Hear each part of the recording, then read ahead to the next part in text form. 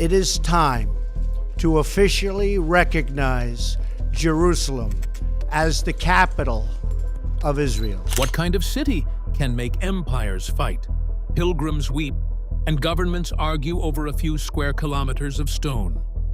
Jerusalem has no great river and no vast natural wealth, yet its walls hold the Western Wall, the Church of the Holy Sepulchre, Al-Aqsa Mosque, and the Dome of the Rock within walking distance.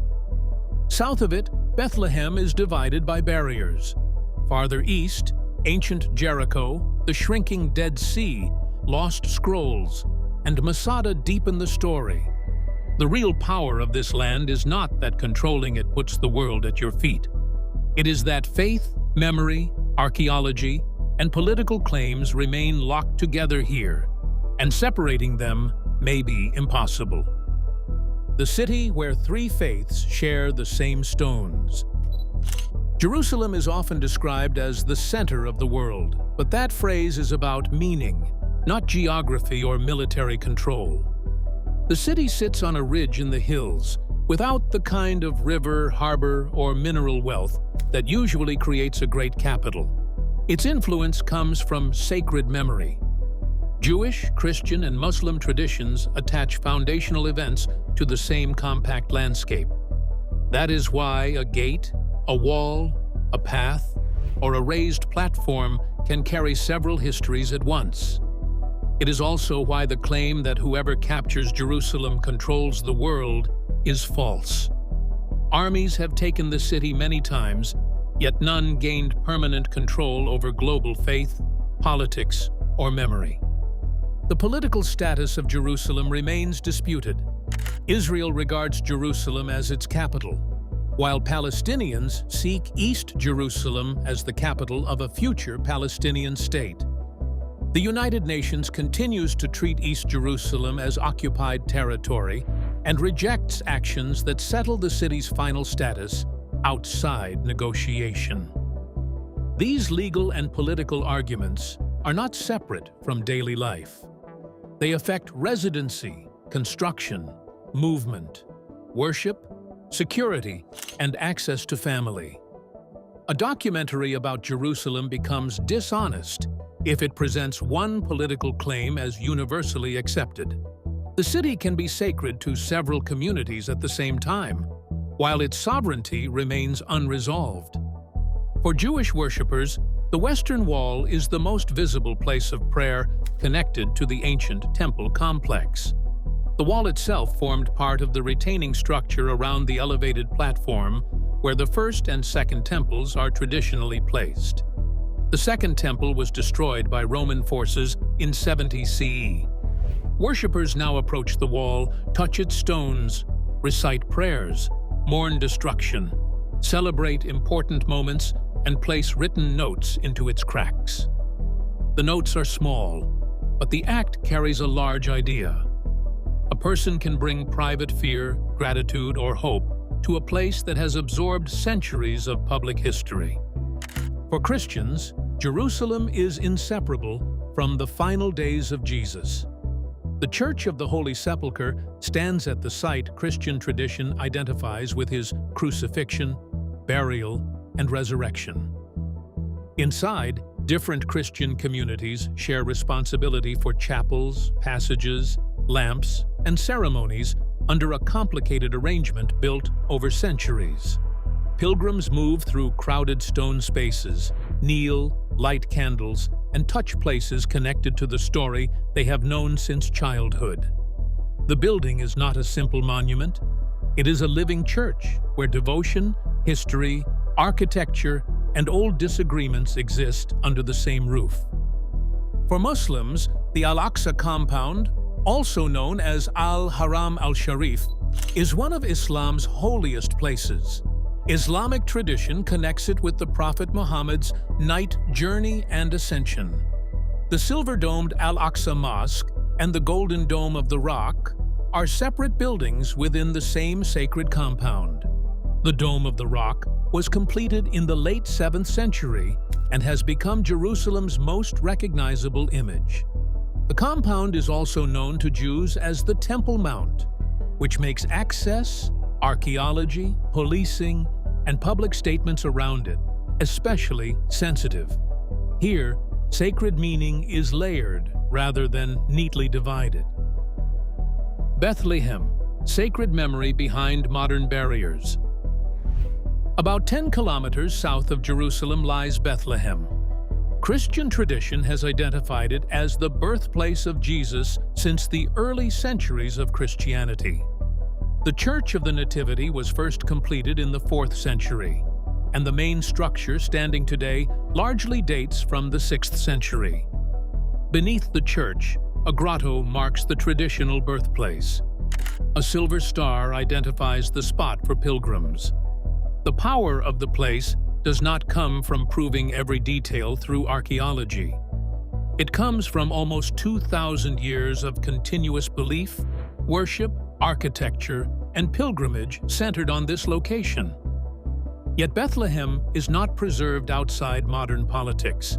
Sections of the West Bank barrier, checkpoints, road controls, and permit rules shape movement between Bethlehem, Jerusalem, and nearby communities. For many Palestinians, a journey that appears short on a map can depend on documents, opening hours, security decisions, and long lines. Israel describes the barrier mainly as a security measure developed during a period of violent attacks. Palestinians experience its route and restrictions as loss of land, separation, and control over ordinary movement. Both the security history and the human impact must be acknowledged if the story is going to be more than propaganda. The walls around Bethlehem have also become surfaces for public memory and protest. Murals, names, political messages, and works associated with the artist Banksy turn concrete into a record of frustration, humor, grief, and resistance. But the art should not distract from the people who live beside it. Families plan work, school, medical visits, worship, and celebrations around a changing system of access. Bethlehem, therefore, carries two stories at once. It is a place of sacred birth in Christian memory, and a place where modern restrictions shape the rhythm of Palestinian life. Mysteries beyond the Old City. Jerusalem's religious power has also attracted stories about lost objects. The most famous is the Ark of the Covenant, described in biblical tradition as a sacred chest associated with the stone tablets of the commandments. Later tradition connected the Ark with the First Temple. Its fate is unknown. Some stories place it beneath Jerusalem, others in Ethiopia, and others say it was destroyed or carried away. None of these explanations has been confirmed by reliable archaeological evidence. The honest mystery is not a hidden treasure waiting for a dramatic reveal. It is the absence of evidence strong enough to establish what happened. East of Bethlehem, the land descends toward the Judean Desert. In the cliffs of the Kidron Valley stands Mar Saba, a Greek Orthodox monastery founded in the 5th century and associated with Saint Sabas. Its stone buildings appear to grow from the dry rock. For roughly 15 centuries, monastic life has continued there through war, political change, and isolation. The monastery represents a different response to the sacred landscape. Jerusalem gathers crowds and competing claims, while the desert invites withdrawal, discipline, silence, and repetition. Both are attempts to live close to what believers consider holy. Farther down in the Jordan Valley, ancient Jericho, or Tel Es-Sultan, pushes the human story much deeper into the past. Archaeological deposits at the mound reach back to about 10,500 BCE. UNESCO records 29 phases of occupation, including evidence of a large permanent settlement, a tower, walls, and a ditch in the Neolithic period. Jericho matters because it shows people learning to live together in a settled community long before the religions now associated with the region existed. The spring of Ain es-Sultan provided water, turning a difficult landscape into a place where farming, building, ritual, and organized labor could develop. The Desert Archive, Dead Sea, Qumran, and Masada. South of Jericho, the land falls toward the Dead Sea, the lowest exposed land surface on Earth. Its water is so salty that swimmers float with unusual ease, and most aquatic life cannot survive in it. The lake has no outlet. Water leaves mainly through evaporation, so minerals remain behind. The dramatic landscape has attracted visitors for centuries, but it is now changing quickly. Satellite records show that the water level has fallen by about 45 meters over the past 50 years.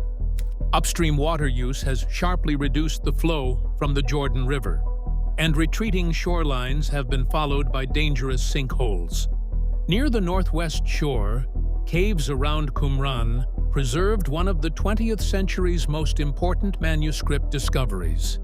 In 1947, Bedouin from the Ta'amra tribe found the first 7 Dead Sea Scrolls in a cave. Later searches uncovered fragments from hundreds of manuscripts. The texts include biblical books, religious rules, prayers, commentaries, and community writings copied more than 2,000 years ago. They do not solve every question about ancient Judaism or early Christianity, but they allow scholars to compare texts, language, belief, and practice from a crucial period. Their value comes from careful study, not from claims of supernatural proof. Farther south, Masada rises above the desert as a natural fortress overlooking the Dead Sea. Herod the Great developed a palace complex there in the 1st century BCE, complete with storerooms, defenses, and an advanced water system. During the Jewish revolt against Rome, rebels later occupied the site. Roman forces surrounded the mountain, built camps and a siege ramp, and broke through around 73 or 74 CE. The ancient historian Josephus wrote that the defenders chose death rather than capture. That account shaped Masada's modern symbolism, although scholars continue to debate details because the archaeological evidence cannot confirm every part of his narrative. Together, Jerusalem, Bethlehem, Jericho, Qumran, the Dead Sea, and Masada reveal why this region cannot be reduced to a slogan. Sacred traditions are real to the people who live by them. Archaeological evidence can clarify some claims and challenge others. Political power controls roads, permits, borders, and security, but it cannot command every memory. The same landscape can hold prayer and protest, belonging and displacement, evidence and uncertainty. Its importance does not come from granting world domination to whoever holds a city. It comes from forcing the world to confront how faith, history, and human rights occupy the same ground. Jerusalem does not place the world beneath the feet of whoever controls it. Its deeper power comes from something no army can own: the memories carried by Jewish, Christian, and Muslim communities, the prayers attached to particular stones, and the lives shaped by borders and access. Bethlehem, Jericho, Qumran, the Dead Sea, and Masada widen that story from one city into an entire landscape of devotion, evidence, loss, and survival. The honest lesson is not that one side can erase another. It is that every tradition, every community, and every human life must be seen clearly if this land is ever to move from inherited conflict toward a future with dignity. If you enjoyed this deep dive into their life and career, don't forget to like the video, subscribe to the channel, and turn on notifications so you don't miss our next story.